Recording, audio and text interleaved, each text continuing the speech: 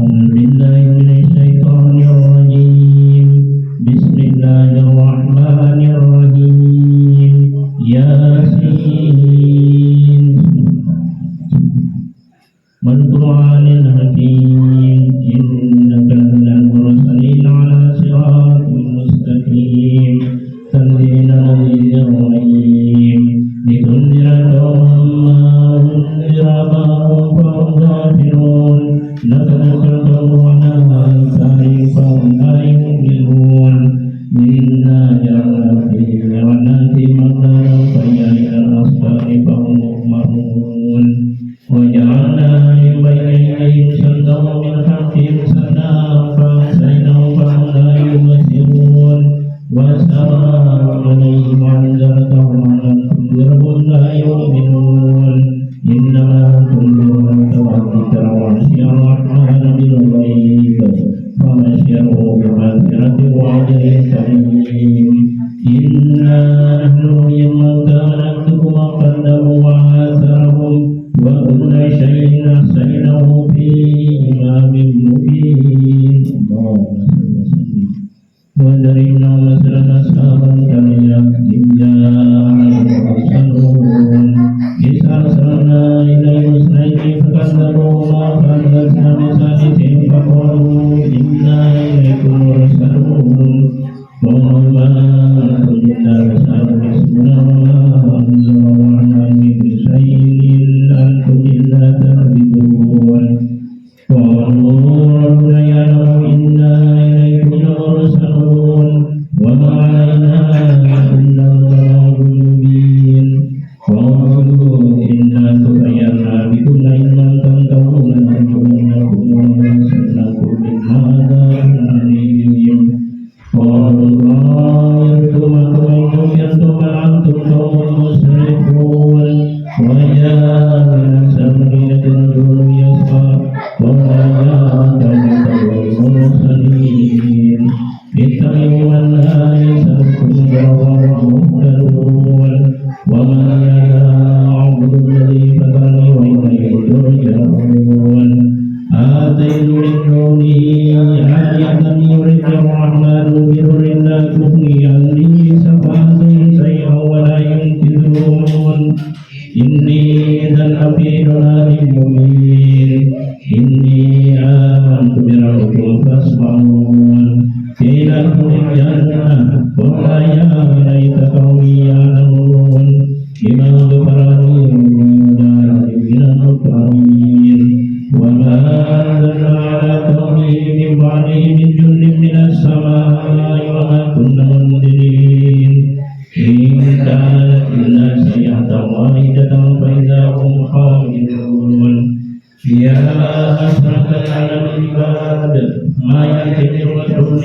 إلا كانوا به يستهزئون ألم يروا كما أهلكنا قبلهم من القرون أنهم إليهم لا يرجعون وإن كنتم لما يميلون لدينا محضرون وآية لهم الأرض الميتة أحييناها وأخرجنا منها حبا فمنه يأكلون وجعلنا فيها جنات نخيل وأعناب وفجرنا فيها من العيون ليأكلوا من ثمره وما من الطير فلا يشكرون سبحانك الذي خلق الأزواج كلها مما تنبت الأرض ومن أنفسهم ومما لا يعلمون وآية لهم ليل نسلخ منه النار فإذا هم مظلمون والشمس تجري لمستقر لها ذلك تقدير العزيز العليم والقمر قدرناه منازل حتى عدته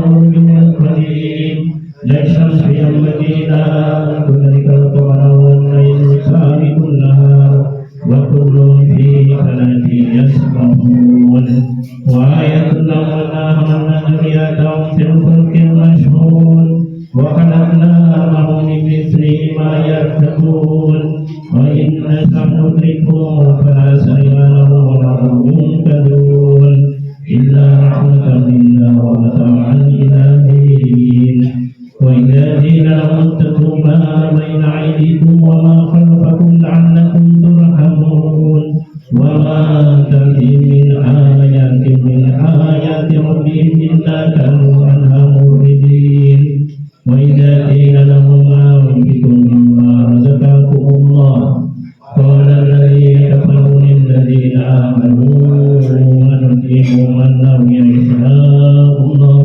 أطعمه إن أنتم إلا في ضلال مبين يقولون متى هذا الوعد إن كنتم صادقين ما ينظرون إلا صيحة واحدة تعبدوهم وهم يخصمون فلا يستطيعون توصية ولا إلى عقلهم يرجعون وانفها في السور فإذا هم من العجلات إلى ربهم ينسلون قالوا يا ويلنا أنباتنا من مرقدنا هذا ما وعد الرحمن وصدق المرسلون إن كانت إلا صيحة واحدة فإذا هم جميع لدينا محضرون فاليوم لا تظلمون نفس شيئا ولا تجزون إلا ما كنتم تعملون إن أصحاب الجنة اليوم في سرور فاكهون هم أزواج في جنان على الأرائك متكئون لهم فيها فاكهة ولهم ما يدعون سلام قولا من رب رحيم سلام قولا من رب رحيم سلام قولا من رب رحيم سلام قولا من رب رحيم سلام قولا من رب رحيم سلام قولا من رب رحيم سلام قولا من رب رحيم وانزلوا اليوم أيها المجرمون ألم أعهد إليكم يا بني آدم لا تعبدوا الشيطان إنه لكم عدو مبين وأن اعبدوني هذا صراط مستقيم ونزل منكم جبلا كثيرا أفلم تكونوا تأكلون هذه جهنم التي كنتم توعدون اصلوها اليوم بما كنتم تكفرون اليوم نختم على أفواههم وتكلمنا أيديهم وتشهد أرجلهم بما كانوا يكسبون ولو نشاء لطمسنا على أعينهم فاستبقوا الصراط فأنى يبصرون ولو نشاء لمسحناهم على مكانتهم فما استطاعوا مضيا ولا يرجعون ومن أمره نكسه في الخلق أفلا يعقلون وما علمناهم شعرا وما ينبغي له إن هو إلا ذكر وقرآن مبين لينذر من كان حيا ويحذر الكافرين أولم يروا أنا خلقنا لهم مما عملت أيدينا أنعاما فهم مالكون وذللنا لهم فمنها راكبون ومنها يأكلون ولهم فيها منافع ومشارب أفلا يشكرون واتخذوا من دون الله آلهة لعلهم ينصرون لا يستطيعون نصرهم وهم لهم جند محضرون فلا يحزنك قولهم إنا نعلم ما يسرون وما يعلنون أولم يرى الإنسان أنا خلقناه من نطفة فإذا هو خصيم مبين وضرب لنا مثلا ونسي خلقه قال من يحيي العظام وهي رميم قل يحييها الذي أنشأها أول مرة وهو بكل خلق عليم الذي جعل لكم من الشجر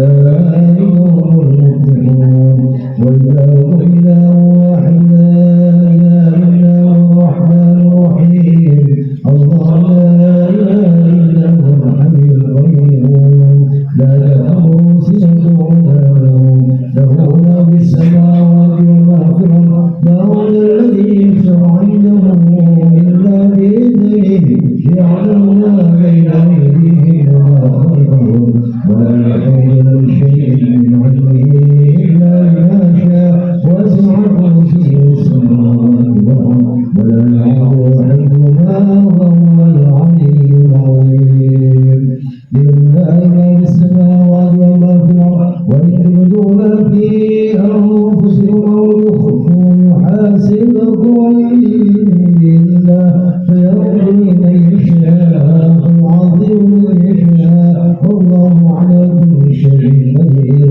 آمن الرسول ما أنزل إليه من ربه والمؤمنون كل آمن بالله وملائكته وكتبه ورسله لا نفرق بين أحد من رسله وقالوا سمعنا وأطعنا غفرانك ربنا وإليك المصير لا يكلف الله نفسا إلا وسعها لها ما كسبت وعليها ما اكتسبت ربنا لا تؤاخذنا إن نسينا وأخطأنا ربنا ولا تحمل علينا إصرا كما حملته على الذين من قبلنا ربنا ولا تحملنا ما لا طاقة لنا به واعف عنا واغفر لنا وارحمنا واعف عنا واغفر لنا وارحمنا واعف عنا واغفر لنا أنت مولانا فانصرنا على القوم الكافرين برحمتك يا أرحم الراحمين ارحمنا يا أرحم الراحمين ارحمنا يا أرحم الراحمين ارحمنا يا رحمة الله وبركاته عليكم أهل البيت إنه حميد مجيد إنما يريد الله يذهب عنكم الرجس أهل البيت ويطهركم تطهيرا إن الله وملائكته يصلون على النبي يا الذين آمنوا صلوا عليه وسلموا تسليما اللهم صل أفضل الصلاة على أسعد المخلوقات بنور الهدى سيدنا محمد وعلى آله وصحبه وسلم عدد معلوماتك ومداد كلماتك كلما ذكرك ذاكرون وغفل عن ذكرك الغافلون اللهم صل على الصلاة على سيد المخلوقات شيخ الدعاء سيدنا محمد وعلى آله وصحبه وسلم عدد معلوماتك ومداد كلماتك كلما ذكرك الذاكرون وغفل عن ذكرك الغافلون اللهم صل أفضل الصلاة على أسعد المخلوقات كبدر الدجى سيدنا محمد وعلى آله وصحبه وسلم عدد معلوماتك ومداد كلماتك كلما ذكرك الذاكرون وغفل عن ذكرك الغافلون وسلم رضي الله تبارك وتعالى عن سادة أصحاب رسول الله المعين حسبنا الله ونعم الوكيل نعم المولى ونعم النصير حسبنا الله ونعم الوكيل نعم المولى ونعم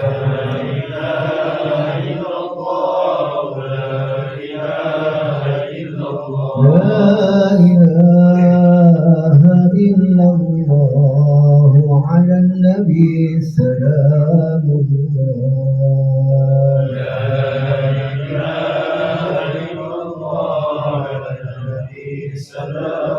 لا إله إلا الله محمد نبي الله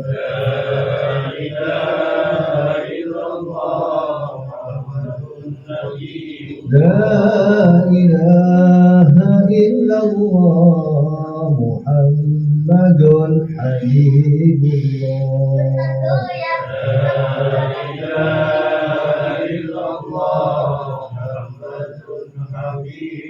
لا إله إلا الله محمد رسول الله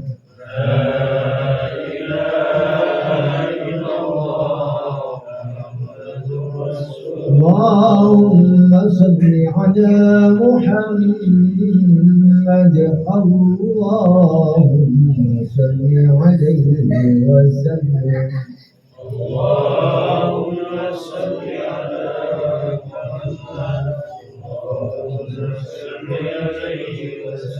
اللهم صل على محمد يا رب صل عليه وسلم اللهم صل على محمد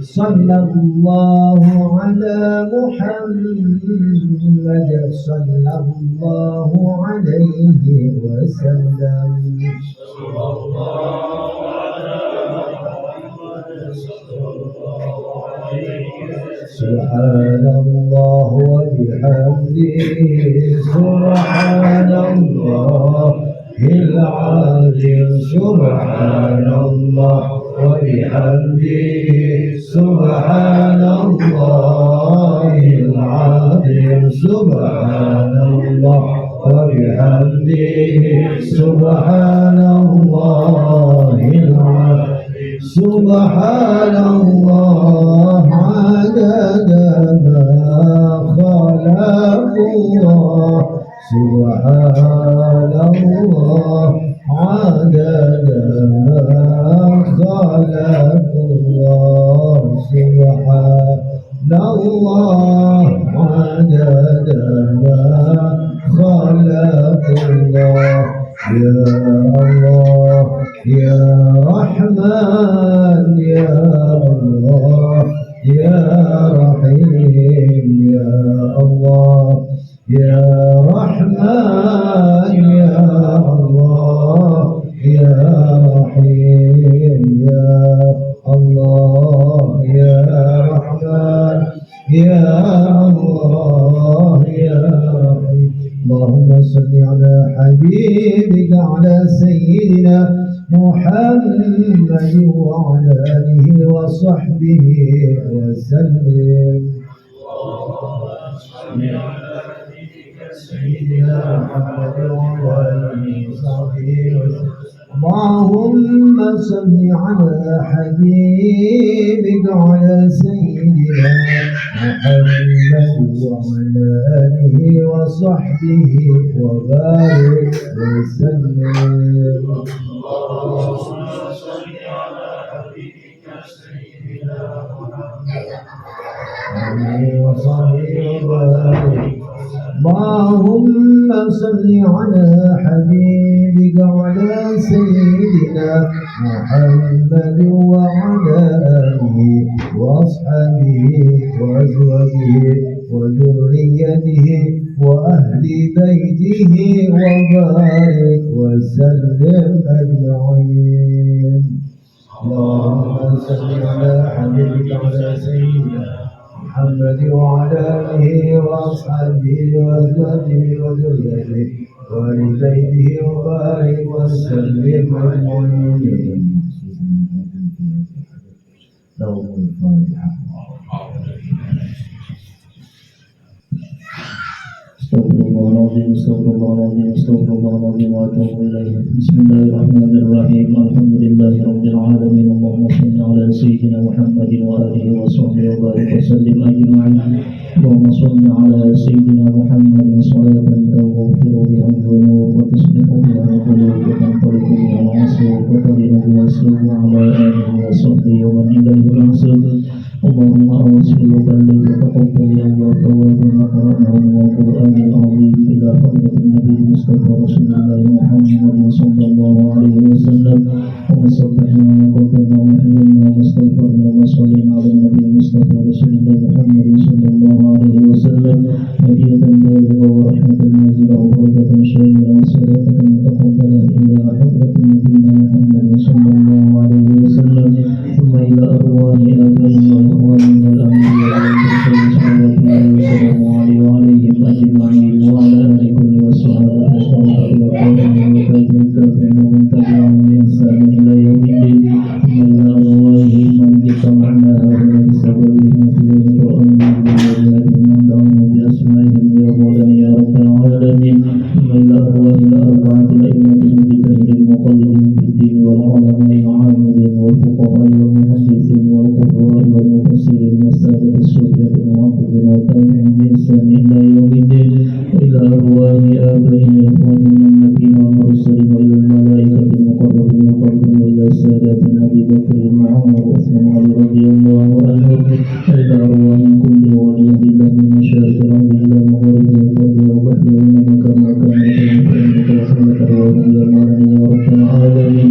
Wa ila arwahi sadatin ahli al-ma'ala wa as-sadaqah wal baqi' wa amwat al-muslimin wal muslimat wal mu'minin wal mu'minat khususan ila ruhi al-marhum Muhammad Rizki al-Jamiyatin Hadirin Mulyana al-marhum Zainal Fityawati binti Asmuna al-marhum Haji Muhammad Idris bin Haji Hamadun al-marhum Bapak Utuh Amran bin Hasan al-marhum Bunda Sariwanan binti Sawan al-marhum Bunda Bahayah binti Abu Ubah al-marhum Karta bin Abdullah bin Rahmatika ya Rahman Rahim. Allahumma ghfir lahu warhamhu Allahumma ghfir lahu warhamhu wa'afihi wa'fu anhu waj'al jannata manazilahum wa sakinahum ya Arhamar Rahimin. Allahumma ij'al quburahum rawdatan min riyadil jannah wa la taj'al quburahum hufratan min hufarin nar ya Arhamar Rahimin. Rabbana taqabbal minna innaka antas samiul 'alim wa tub 'alaina ya maulana innaka antat tawwabur rahim. Rabbana atina fid dunya hasanah wa fil akhirati hasanah wa qina 'adzaban nar. Sallallahu ala sayyidina Muhammadin wa alihi wa sahbihi wa sallam. Subhana rabbika rabbil 'izzati amma yasifun wa salamun 'alal mursalin walhamdulillahi rabbil 'alamin. Al-Fatihah. Bismillahirrahmanirrahim. Assalamualaikum warahmatullahi wabarakatuh. Alhamdulillah, asyhadu an la ilaha illallah wa asyhadu anna Muhammadar Rasulullah. Allahumma shalli ala sayyidina Muhammad wa ala ali sayyidina Muhammad. Allahumma shalli ala sayyidina Muhammadin al-Fatih lima ughliqa wal khatimi lima sabaqa nasiril haqqi bil haqqi wal hadi ila siratal mustaqim. Sallallahu alaihi wa ala alihi haqqa qadrihi wa miqdarihi wa 'azim. La ilaha illa anta subhanaka inni kuntu minadh dhalimin. Bismillah ma sya'allah la yasuqul khaira illallah. Bismillah ma sya'allah la yasuqul su'a illallah. Bismillah ma sya'allah ma kana min ni'matin fa minallah. Bismillah ma sya'allah la hawla wa la quwwata illa billahil 'aliyyil 'azim. Wa Allahu ta'ala fil Qur'anil 'azim. A'udzu billahi minasy syaithanir rajim. Bismillahirrahmanirrahim. Subhanaka la ilma lana illa ma 'allamtana innaka antal 'alimul hakim. Sadaqallahu wa ala dzalika minasyaitonir rajim. Alhamdulillahi rabbil alamin.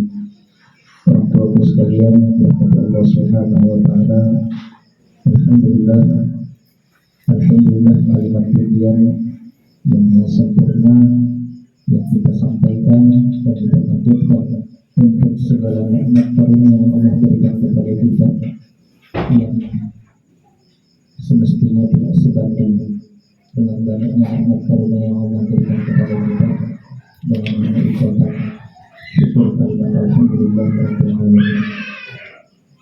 selain ucapan yang perlu kita sertakan dengan perbuatan, tindakan amal di dalam kehidupan kita sehari-hari, di dalam mengimbangi dengan ucapan syukur kita tadi, itu syukur dengan lisan, dengan perbuatan, dan juga syukur dengan hati kita yang semuanya sangat berkaitan.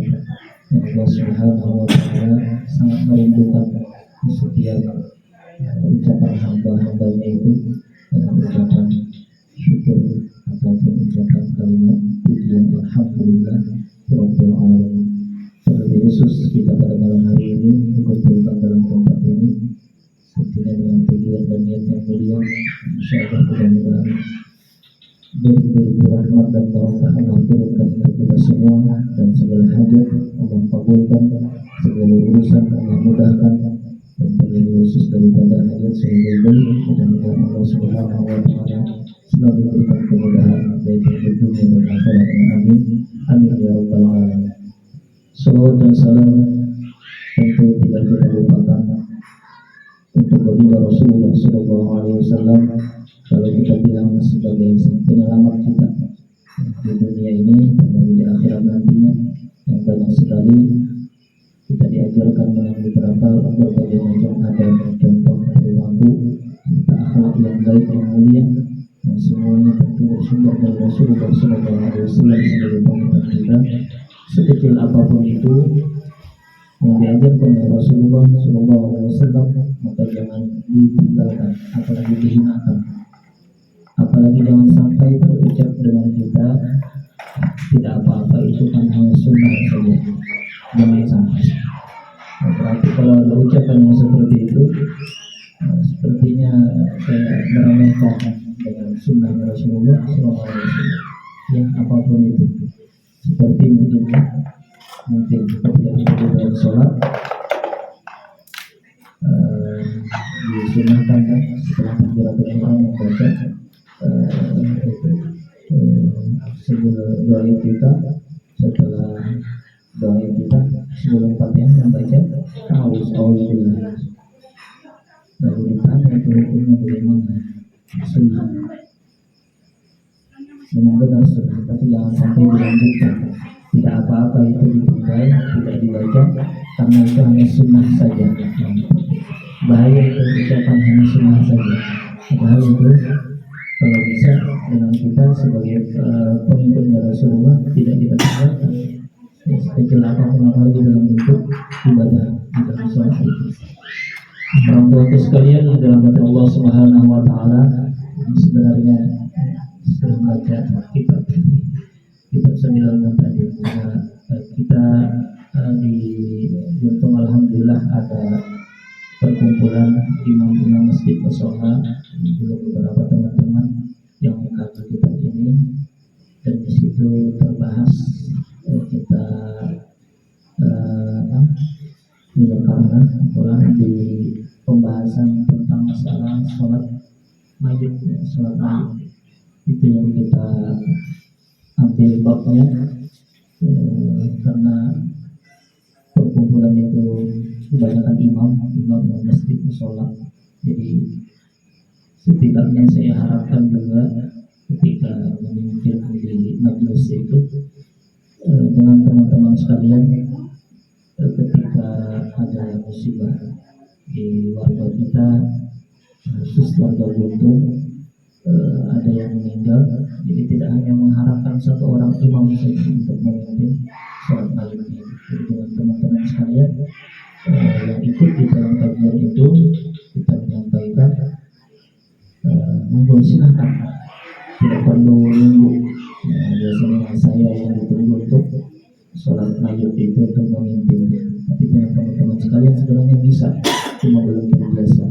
Maka kita bahaslah di pembahasan kitab Sabilul Muhtadin ini dengan beberapa kaifiyah ataupun tata cara yang mungkin banyak yang belum mengetahuinya secara umum, dengan teman-teman sekalian yang ikut belajar itu tadi.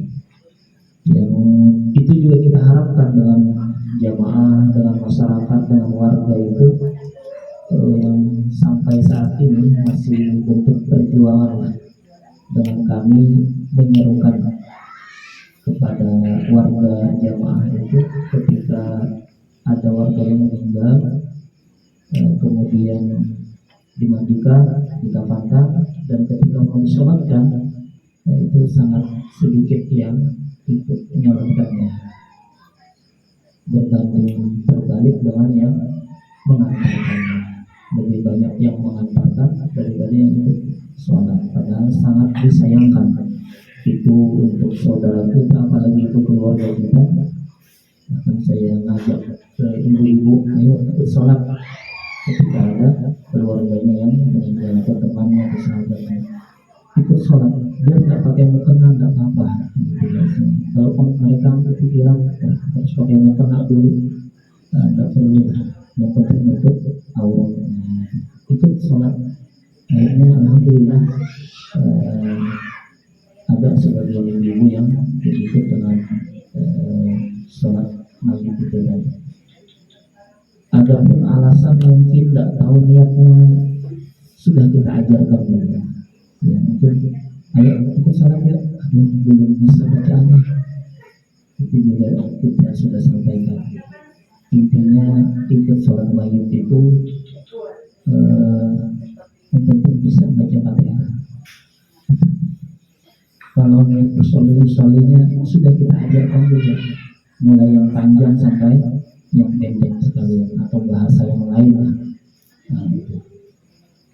Terus kalau ada alasan mungkin maaf mungkin agak saya buka sedikit.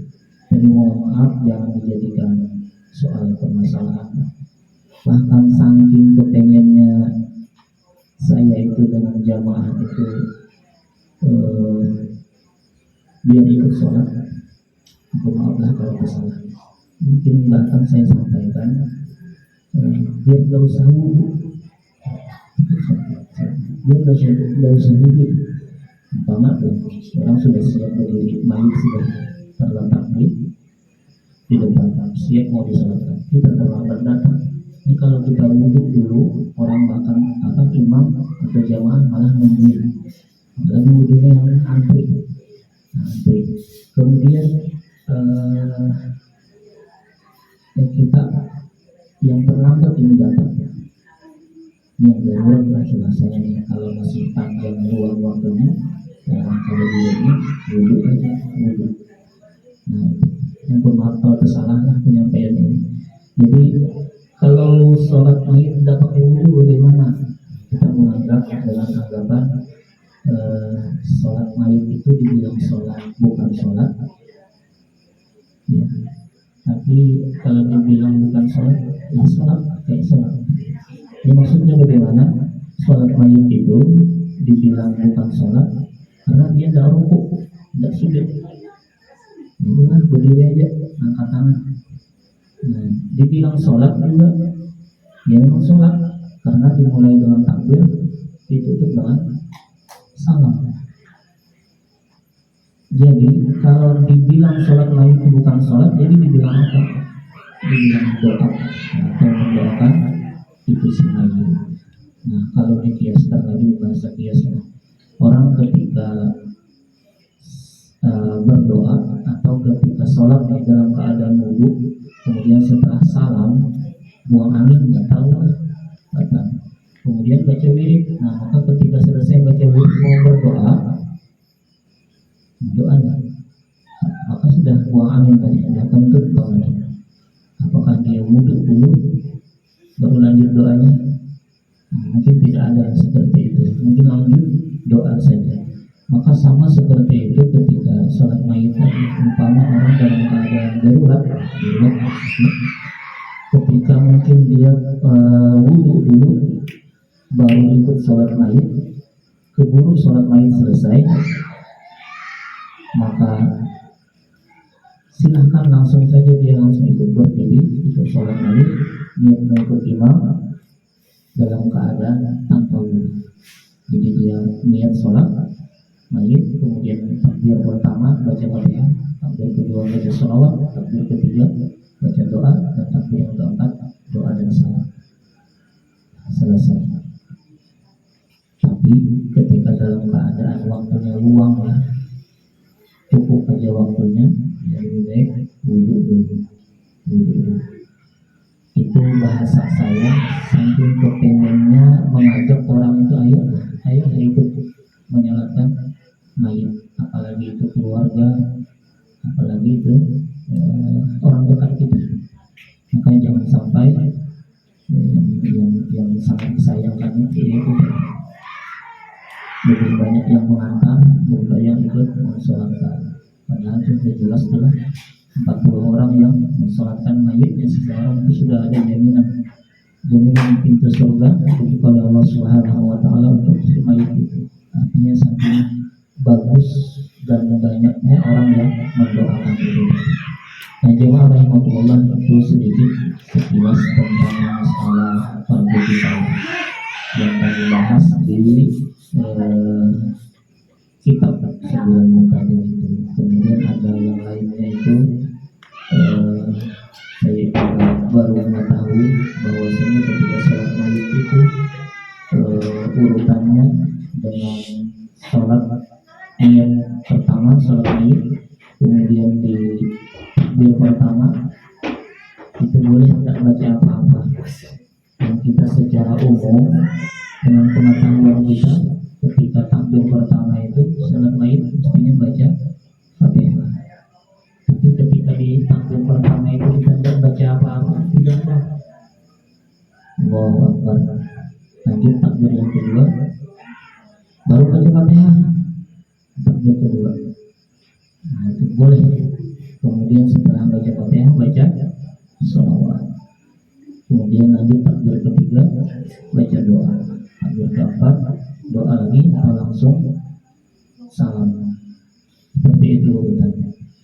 Nah, bacaan surah Fatihah tadi di dalam sholat mayit itu boleh dibaca di setelah takbir pertama, takbir kedua atau takbir ketiga.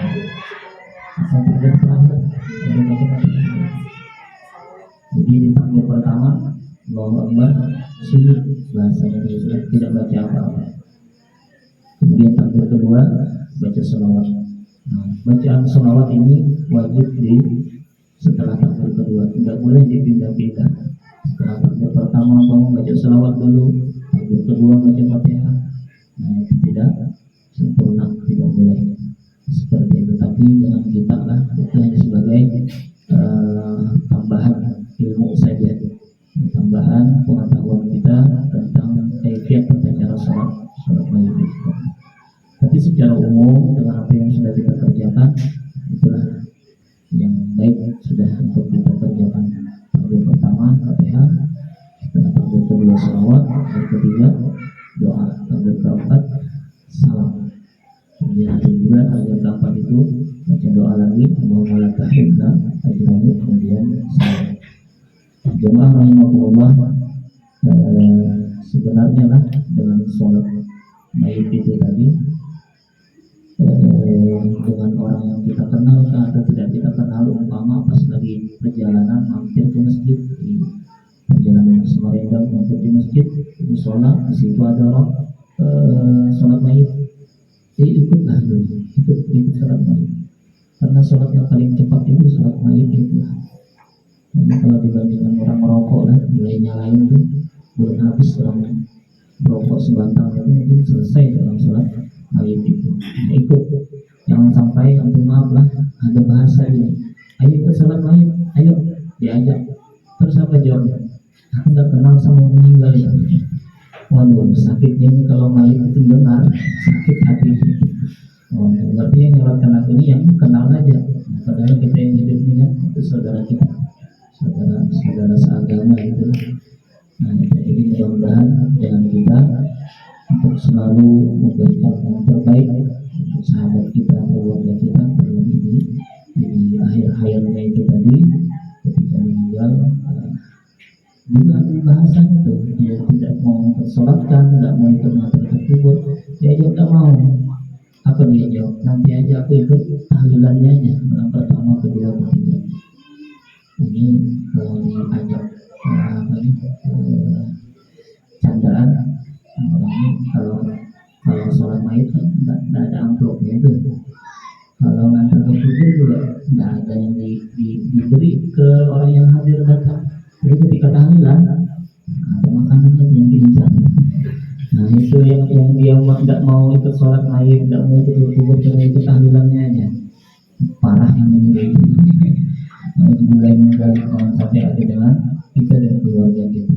Demikian orang tua sekalian, jemaah sekalian, intinya sebisa mungkin kita sekecil apapun itu ketika itu sunnah Nabi dan kita mengetahui itu adalah sunnah Nabi, maka jangan kita tinggalkan. Sekecil apapun dari sunnah Nabi pasti ada rahasia atau manfaat yang sangat besar, hikmah yang sangat mulia untuk kehidupan kita. Kita memakai segalanya itu bukan kaki kanan baru kaki kiri, bukan anjuran Nabi segala yang baik dari yang kanan baru yang kiri. Itu luar biasa itu kalau diamalkan.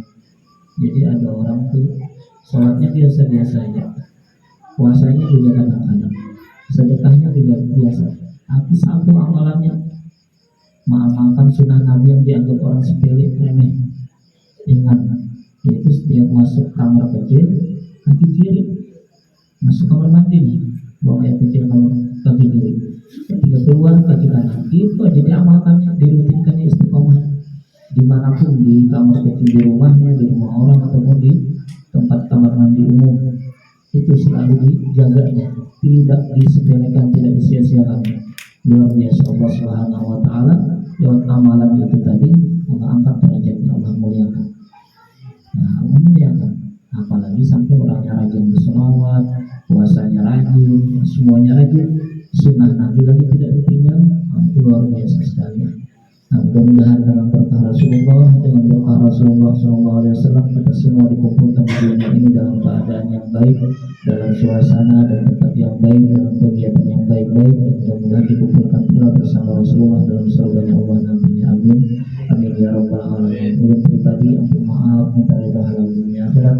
Kalau ada salah kata, salah ucap dan apa yang disampaikan tadi ada kekeliruan, sekali lagi minta ridha halalnya dunia akhirat. Terima kasih. Assalamualaikum warahmatullahi wabarakatuh. Al-Fatihah. Allahumma jalla ummati sayyidina Muhammad. Allahumma hamd ummati sayyidina Muhammad. Allahumma astur ummati sayyidina Muhammad. Allahumma jalla ummati sayyidina Muhammad.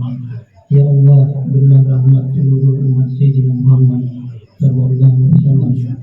Ya Allah, rahmatilah seluruh umat Sayyidina Muhammad sallallahu alaihi wasallam. Ya Allah, tutuplah dengan kesempurnaan segala kekurangan umat Sayyidina Muhammad sallallahu alaihi wasallam. Ya Allah, tutupkanlah segala kekurangan. Ya Allah, tutupkanlah segala kekurangan umat Sayyidina Muhammad sallallahu alaihi wasallam.